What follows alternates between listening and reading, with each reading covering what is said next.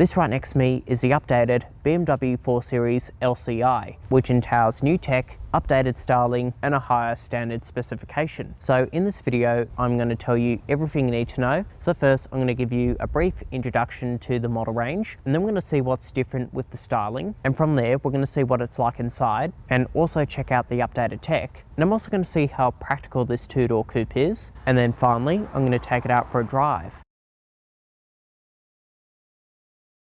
The BMW 4 Series is offered in either a coupe or a convertible, and you have two engine choices to pick from between the sporty 440i or this entry version, which is the 430i, that is equipped with a 4-cylinder engine. And the 4 Series is directly aimed at the Mercedes-Benz CLE coupe and convertible, and as well as the Audi A5, which will be replaced very soon. And if we now move on to options, you have a choice between 9 and 11 external colours to pick from, and a total of 3 wheel designs to choose from as well. And if we move on to the cabin, the choice between red or black inserts, and as well as 3 trim options. And finally, the packages. So the first one is the M Sport Package Pro, and the second one is the enhancement package. Okay, let's now move on to the design. So the color of this example is finished off in fire red metallic, and this of course being the LCI version, the headlights have been revised. So as you can see, the LED DRLs are placed in the center. And this of course being equipped with the enhancement package, you get full automatic adaptive LED headlights, and it's also worth noting that the 4 Series comes equipped in the M Sport package as standard, which I quite like, and from a distance you can really tell it apart in comparison to a standard 3 Series. But of course styling is subjective, so let me know what you think in the comments down below. And now moving towards the side view of the 4 Series. So this particular version has been equipped with the 19-inch multi-spoke jet black alloy wheels, and these wheels are wrapped in Bridgestone tyres and complemented by these blue Motorsport brake calipers. Additionally, there is also a Motorsport badge across to the side and privacy glass over towards the third quarter. And now moving towards a redesign of the updated 4 Series. So from the back,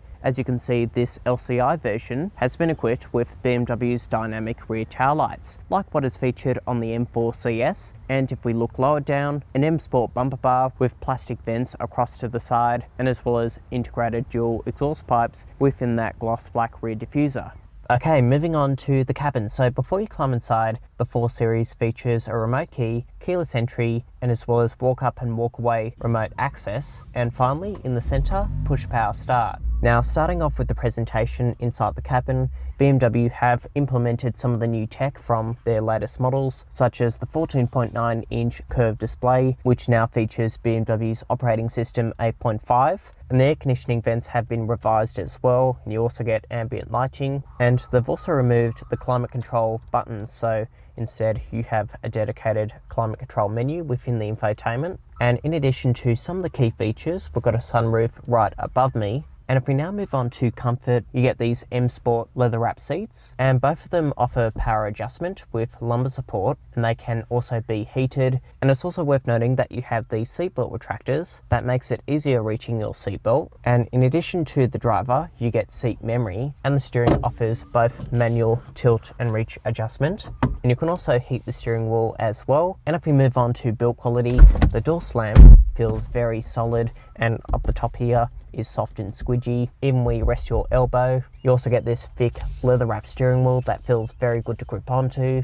And up the top here, that all feels very nice as well. However, it does start to get a bit hard when you look lower down, even on the bottom sections of the doors. But overall, everything feels very solid in here, and that center armrest is also soft to the touch. Now, using this system, it does take a bit of time getting used to. So this is what the home menu looks like, and you've got widgets across to the side, and you can cycle through different menus using the tabs down below. Or if I go into these tiles, you can access all of the apps quite easily, or go straight into infotainment. Or if you are traditional like me, you've got the iDrive controller down below, and as well as some physical shortcut buttons. And there is also a dial and track selector down below, and as well as some buttons on the right hand side of the steering wheel. And going into media, we've got FM and DAB digital radio. However, no AM radio, but you do have Spotify, USB and Bluetooth, and as well as the Hey BMW voice assistant. And this particular car being equipped with the enhancement package, you get a 10-speaker Harman Kardon sound system that sounds pretty impressive. And in regards to smartphone mirroring, you have both wireless Apple CarPlay and wireless Android Auto. And as you can see, CarPlay is very responsive on the screen, and as well as inbuilt satellite navigation with 3D mapping. And as you can see, that picture quality is crystal clear. And you can also use your mobile phone as a smart key by downloading an app on your phone. And you've also got the ability to set up driver profiles within the infotainment as well. And of course, this car being connected, you get an SOS button up the top here to call for help. And if we now move on to safety, this particular car has been equipped with the Parking Assistant Plus, which means this car has the ability to self-park itself. And as you can see, this has also been equipped with a 360-degree camera system. And I think that picture quality is very much near perfect, and it looks very good on the screen. Additionally, there is also a rear cross traffic alert, and as well as front and rear parking sensors. And you've also got adaptive cruise control that keeps you within distance between the vehicle in front and yourself. And the cruise control also has a stop and go function.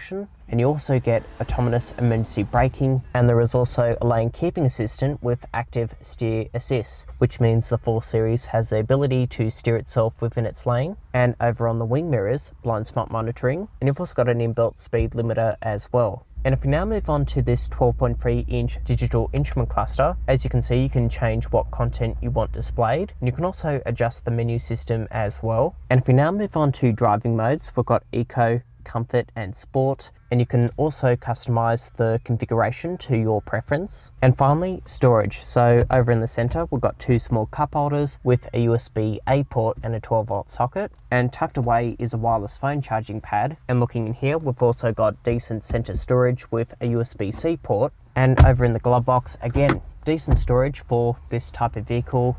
And finally, on the doors, decent pockets with a section there for a small bottle of water. Okay, moving on to the back seat. So this front row seat is set in my driving position, and I've got decent knee room. However, toe room is a little bit tight, and so is headroom if I sit up straight. But it is worth pointing out that in comparison to the Mercedes CLE, the 4 Series does offer a bit more space in the back, and anyone under 6 foot tall could easily be very comfortable. And in regards to other key features, we've got directional air vents in the center, and as well as these pockets on either side of the panels. And across the B pillars, coat hook hangers. And if I fold this down, you have a flip down armrest with 2 small cup holders. And finally, for child seats, these 2 outboard seats are ISOFIX compatible. And right behind me, there are 2 top tether points. Okay, let's move on to the boot space. So as you can see, you get a power assisted boot lid. And once that is open, it reveals 440 litres of boot capacity, which makes it large enough for 2 sets of golf clubs, a couple of carry-on suitcases, and it's also worth mentioning that this has a bigger boot in comparison to the Mercedes CLE, which has a capacity figure of 385 litres, and it's only slightly smaller in comparison to the 3 Series Saloon. And if you do need to expand that capacity, by pulling on these tabs, you can drop down the rear seats into a 60-40 split. So not only folding the back section down, you could also fold down the middle section if you're carrying something long whilst carrying 2 passengers in the back. But like many of its rivals and typically saloons, you do have this low lip here, but there are these little storage cutaways on each side, and as well as these tie down hooks. And if you look underneath the floor, that is where the tyre repair kit is located, as the 4 Series, like many of its other luxury rivals, sit on run flat tyres. Let's now move on to the powertrain. So under the bonnet features a 2-litre single turbo 4-cylinder petrol engine that delivers 190 kilowatts and 400 newton meters of torque, sending power to the rear wheels for an 8-speed ZF gearbox. And in regards to ownership, BMW Australia offers a 5-year unlimited kilometre warranty, and as well as 3 years of roadside assistance, and each service is every 12 months or 20,000 kilometres. And this is available with a 5-year servicing plan, which will roughly cost you just over $2,000.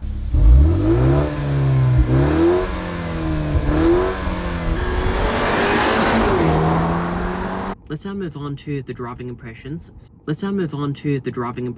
Starting off with vision. I've got great visibility at the front. There's also decent side vision, and across to the C-pillar, that's also pretty good.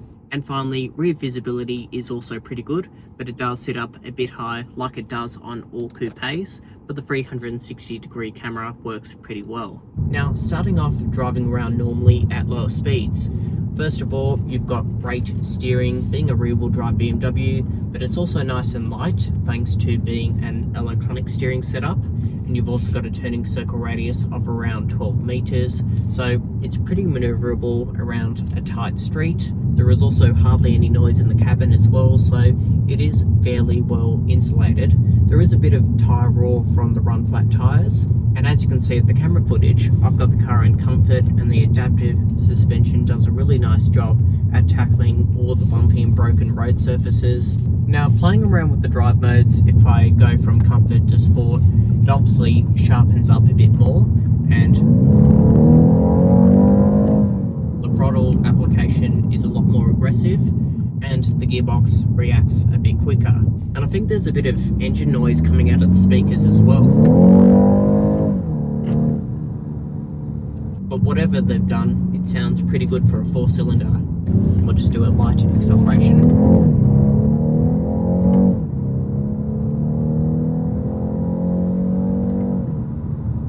It's pretty quick. And we'll just try out the adaptive cruise control, set the steering assist, so as you can see that all works really well. It stays engaged, and the lane centering system isn't intrusive, and even the autonomous emergency braking, everything worked like to what you would expect. And moving on to fuel consumption, BMW claims that the 430i can achieve 6.6 litres per 100, and it is currently showing 7.6 litres per 100, and that is driving around an urban environment and a bit of town driving, so pretty happy with that figure. And on the freeway down to Barrel, that figure did drop down to 5.4 litres on the freeway, and the tank capacity is 59 litres. So with my driving impressions out of the way, let's now wrap up with my final verdict on the BMW 4 Series. Inside, it is very spacious, and it is packed with loads of technology, and in terms of driving dynamics, I think the BMW offers the best experience amongst any other two-door coupe. But if I had the money, and if I was in the market for a 4 Series, I think the 430 engine is fine for daily driving, but if you are a petrol head, of course you're going to go for the 440i with the straight 6 engine. But tell me what you think of my final wrap up in the comment section down below. And if you haven't already, please like, share, subscribe, and hit the bell icon to stay up to date with my latest uploads. But for now, I will see you in the next film. Thanks for watching.